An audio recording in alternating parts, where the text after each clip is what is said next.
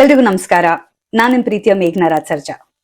So ನಾನಿವತ್ತು ಈ video ಮಾಡ್ತಿರೋದು ಒಂದು ಅದ್ಭುತ ವ್ಯಕ್ತಿ ಬಗ್ಗೆ ಮಾತಾಡೋದು. A very dear friend of mine, ನನ್ನ ಚೈಲ್ಡ್ಹುಡ್ ಬಡಿ ಪ್ರಜ್ವಲ್ ದೇವರಾಜ್. ಪ್ರಜ್ವಲ್ನ ನಾನು ಈಗ ನೋಡಿರೋದಲ್ಲ, I have seen him since I was 4 to 5 years old. So ಆವತ್ತಿಂದ ಇವತ್ತಿನ ತನಕ I have seen one thing about Prajwal. He is a very gentle person. ಯಾವತ್ತೂ ಯಾವುದೇ ಆದ ಒಂದು ಕಾಂಟ್ರವರ್ಸಿಗೆ ಅವ್ರು ತಲೆ ಹಾಕಿದ್ದಿಲ್ಲ, ಯಾವುದೇ ಆದ ಒಂದು ಅನ್ವಾಂಟೆಡ್ ಕಿರಿಕಗಳನ್ನ ಮಾಡಿದ್ದಿಲ್ಲ. ಪ್ರತಿ ಸತಿ ಯಾರಿಗಾದ್ರೂ ಅವರ ಹೆಲ್ಪ್ ಬೇಕಿದ್ರೆ he's always there for them. ಅಂತ ಒಂದು ವ್ಯಕ್ತಿ ಒಂದು ಆಕ್ಟರ್ ಆದಾಗ ಯಾವ ರೀತಿ ಒಂದು ಸಿನಿಮಾಗೆ ಕಮಿಟ್ಮೆಂಟ್ ಕೊಡ್ಬೋದು ಅಂತ ನಿಮ್ಗೆ ಗೊತ್ತಾಗತ್ತೆ. ಸೊ ನನ್ಗೆ ಪ್ರಜ್ವಲ್ ಜಸ್ಟ್ ಪರ್ಸನಲಿ ಅಲ್ಲ, ಪ್ರೊಫೆಷನಲಿ ನಾನು ಪ್ರಜ್ವಲ್ ಅವ್ರ ಜೊತೆ 2 ಸಿನಿಮಾ ಮಾಡಿದ್ದೀನಿ. ಸೊ ಆ 2 ಸಿನಿಮಾಲು ನಾನು ನೋಡಿದ್ ಒಂದೇ, his dedication, his discipline and his commitment to that film.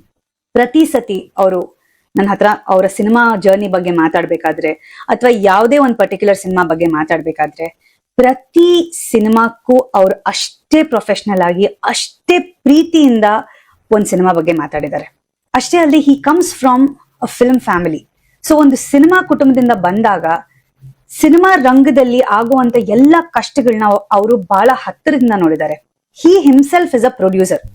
So ಅಂತ ವ್ಯಕ್ತಿ ಬಗ್ಗೆ ಕೆಲವು ಮಾತುಗಳು ನಾವು ಕೇಳ್ಪಟ್ಟಾಗ ತುಂಬಾ ಬೇಜಾರಾಗತ್ತೆ.